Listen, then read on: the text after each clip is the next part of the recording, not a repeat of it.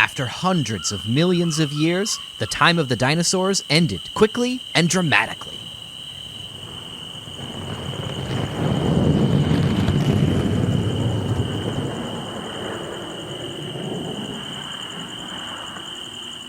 Today on Pulsar, we're asking one of our own educators, Becca, one of the most common questions we get at the Museum of Science. What happened to the dinosaurs? I'm your host, Eric O'Day. Thanks to Facebook Boston for supporting this episode of Pulsar. Becca, thanks for joining us again on the podcast. Thanks for having me, Eric. So I know the extinction of the dinosaurs is one of your favorite things to talk about. We have lots of great questions for you, but let's start with the reign of the dinosaurs. Elias wants to know what the first dinosaur was and when it appeared. You're absolutely right. I absolutely love talking about dinosaurs. But when it comes to the very beginning of the dinosaur reign, it is a little bit debated, mainly because scientists aren't entirely sure what the very first dinosaurs were. In fact, there are quite a few that scientists think were very early on in the Triassic period, approximately 220, maybe 240 million years ago. But no one's totally sure. One of the dinosaurs that people think might be the oldest one is Nyasasaurus parringtoni, which was approximately 245 to 240 million years ago. So that would be incredibly old, but some people don't necessarily think it was even a dinosaur. It might just be a very close reptile relative. So if you take that into consideration, well, it might not be that one. It may be one a little bit closer to home, like Coelophysis, which was in North America from approximately 220 to 200 million years ago. A little bit more dinosaur-like based on scientists' different observations. But again, it's one of those really heavily debated areas. So we don't know exactly when they first appeared. What about when they went extinct? Do we know that date with little more certainty?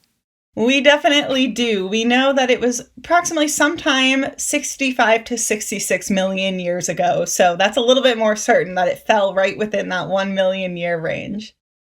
Okay, so the reason we're here. What happened to the dinosaurs? Why did they go extinct?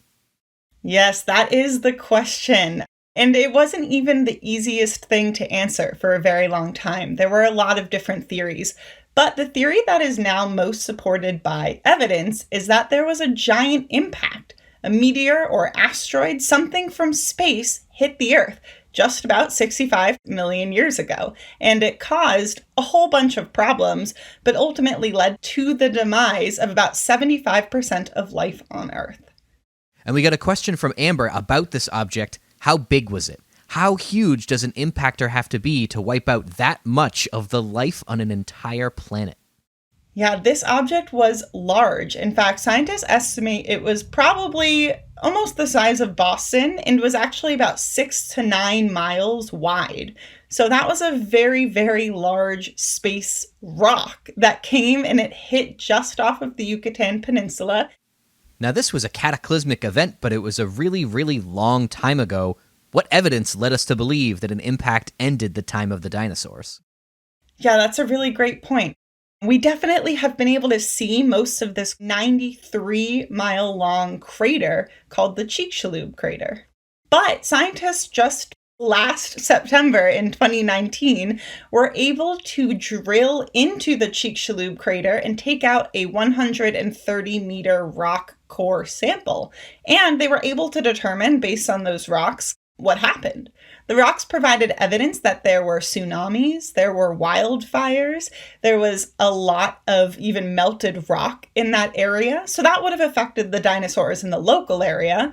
But they also gave us evidence that a lot more happened after the impact that caused most of that extinction. So locally, it was immediately devastating. What happened on a longer time scale to life around the globe, and how long did that take?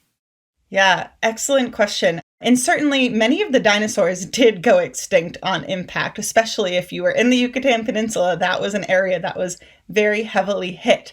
But after that, what scientists noticed in this rock core sample is that minerals like sulfur, salt, and gypsum were all missing from the crater, which means that they went up into the atmosphere. They vaporized on impact and they blocked out sunlight. And that sunlight couldn't really get through to the plants. The plants couldn't really produce as much energy as they could before. Herbivores couldn't find as much food as they needed to survive, and ultimately the larger ones died off. Carnivores couldn't find as much to eat, herbivores or other carnivores, and ultimately they were not able to survive. And so really it was this extreme sort of rapid climate change from all of the debris in the atmosphere that caused most of that extinction. Now, anywhere from probably minutes to hundreds, thousands, tens of thousands of years after this impact is what this extinction probably was. It wasn't necessarily that every single dinosaur went extinct on impact, but in fact, many of them, not being able to find enough food over thousands of years, ultimately died off. More gradual than we typically think of, but still really fast on a geologic scale. We did get a question from Logan who wanted to know about other species that went extinct at this time. So can you talk about how other kinds of life on Earth managed during this period? Sure. So while we don't know exactly how many species of dinosaurs went extinct, we do know not all of them did, and that some of them went to go on to become our modern day birds. But again, it wasn't just the dinosaurs. 75% of life on Earth included plants. It included other types of reptiles. It included mammals. And not all of the animals across all of these categories went extinct, but certainly a majority of the life on this planet at that time didn't make it past this time period. So what was it about certain species of plants or animals that allowed them to survive this post-impact period? Was there a pattern of which ones disappeared and which ones didn't? There seems to be a little bit of one, and of course it's different per different category of animals, but the more small the animal was, the better it tended to do because it could find more food. So some of those smaller, more avian-like dinosaurs did pretty well, and they were able to find enough food and continue on and eventually evolve to modern-day birds. But also some of the smaller, more generalized mammals did really well. In fact, they no longer had giant dinosaurs trying to eat them, and they could find enough food. So they went on to thrive and fill all of the ecological niches that the dinosaurs once held and evolve into lots of different types of mammals. If some of the dinosaurs survived and evolved to become today's birds, what did they look like at the time of this extinction event? Did they already look a little bit like birds?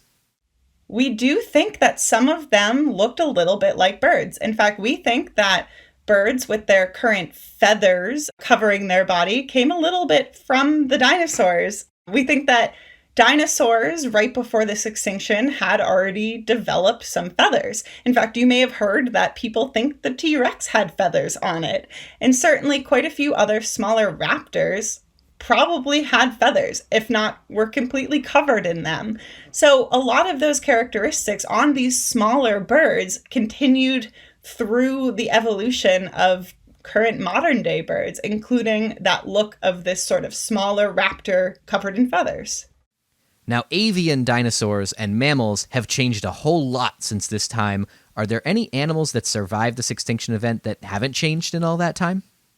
There definitely are. You may have heard that animals like crocodiles and alligators have basically been unchanged for this whole time, but also animals like sharks and other sort of animals that really haven't evolved because they haven't needed to. They've been incredibly successful since basically the time of the dinosaurs for the past many, many millions of years.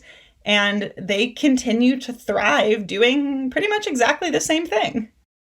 Now that we've heard all about this major change in the Earth's history, I want to ask you a question from John. He wanted to know what would have happened if the dinosaurs hadn't gone extinct. If that impactor had missed the Earth, what would our planet be like today? This is one of my favorite questions because it's something I often wonder about myself. I love dinosaurs, but I also know that if the dinosaurs were still around today, life would be extremely different.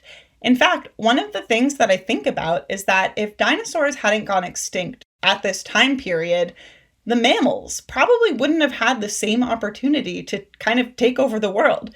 they would not be able to fill all of those ecological niches that those dinosaurs once filled. They would still probably be small, scrawny, and very generalized. But instead, the mammals were able to evolve and diversify and, well, ultimately, millions of years later, become some humans. So perhaps we would not have been here if it weren't for this extinction event 65 million years ago. Well, thanks so much, Becca, for answering so many questions about the extinction of the dinosaurs. Thank you, Eric. That was fun. You can learn so much more about dinosaurs in the Blue Wing of the Museum of Science at our permanent exhibit, Dinosaurs, Modeling the Mesozoic, featuring a full-scale Tyrannosaurus rex model and Cliff, one of the only near-complete Triceratops fossils on display anywhere in the world. You can visit engage.mos.org/welcome to support the Museum of Science and MOS at home. Until next time, keep asking questions.